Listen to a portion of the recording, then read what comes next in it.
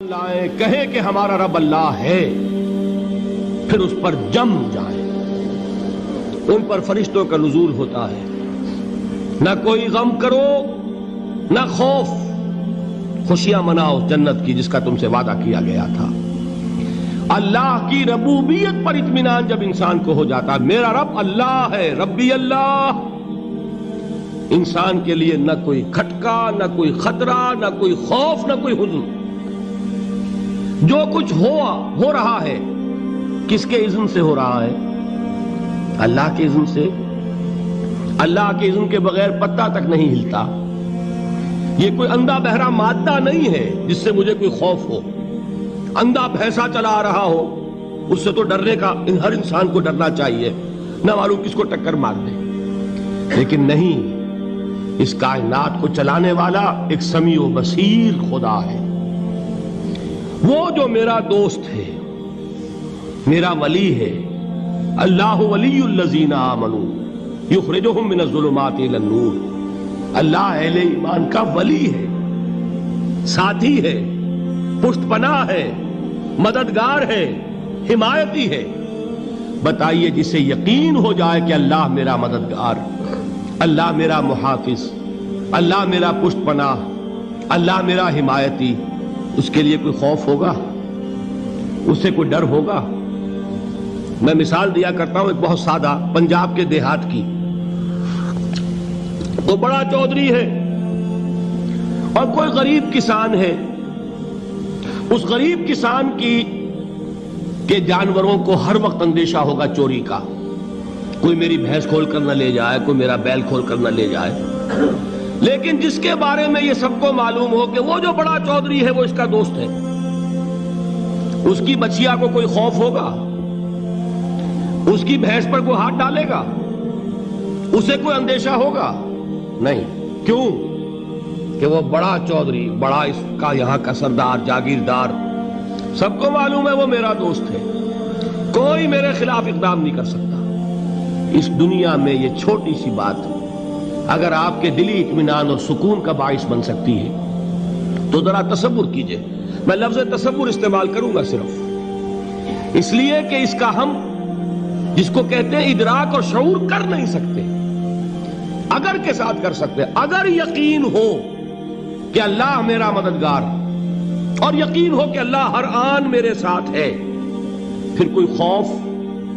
کس کا خوف؟ کوئی شے اللہ سے بالاتر ہے؟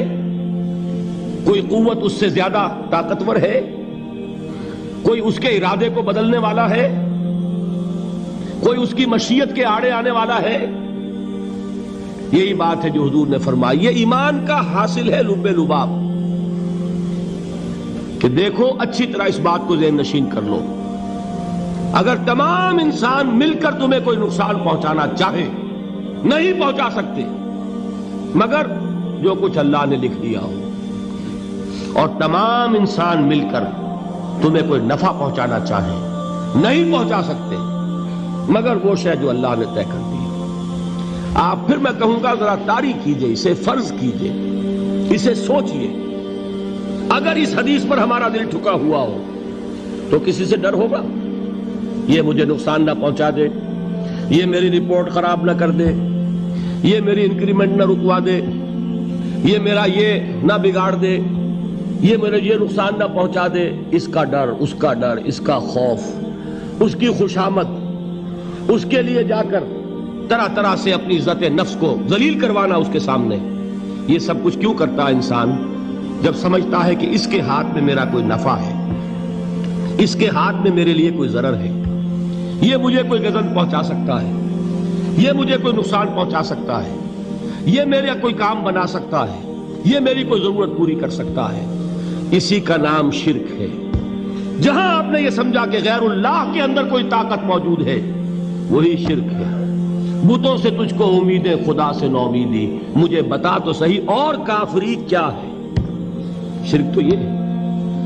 جس پر بھی تمہیں یہ خیال ہے، کلمہ ہے یہ کلمہ سوم، لا حول ولا قوت الا باللہ، ذرا اس پر دل کو کبھی اگر آپ تصور کریں، پھر فرض کریں، دل ٹھک جائے اس پر، کوئی طاقت نہیں۔ یہی بات تھی جو شیخ عبد القادر جیلانی رحمۃ اللہ علیہ نے اپنی وصیت میں اپنے بچے سے کہی. 11ویں دینے والے ہیں، لیکن حضرت شیخ عبد القادر جیلانی کی وصیت اور تعلیمات کو کتنے لوگ ہیں تو جانتے ہو؟ یہ جن مقامات تک پہنچے ہیں وہ کس چیز کی بدولت پہنچے ہیں؟ انہوں نے جو پیغام دیا وہ کیا تھا؟ اے میرے بچے، جس طریقے سے قرآن مجید میں حضرت لقمان کی نصیحتیں جو ہے نقل کر دی گئی ہیں، میں یہ عرض کروں گا بالفرض اگر قرآن حضرت عبد القادر جیلانی کے بعد نازل ہوا ہوتا تو شیخ عبد القادر کی یہ نصیحتیں بھی قرآن میں درج ہوتی. اتنی اونچی نصیحتیں ہیں. اے میرے بچے، اس حقیقت کو ذہن نشین کر لے، لا فاعل فی الحقیقت ولا مؤثر الا اللہ. اس کائنات میں نہ کوئی فاعل حقیقی ہے نہ مؤثر حقیقی ہے سوائے اللہ کے. کسی شے میں کوئی تاثیر نہیں اگر اللہ نہ چاہے. آگ جلا نہیں سکتی اگر اللہ نہ چاہے. پانی ڈبو نہیں سکتا اگر اللہ نہ چاہے. زہر ہلاک نہیں کر سکتا اگر اللہ نہ چاہے.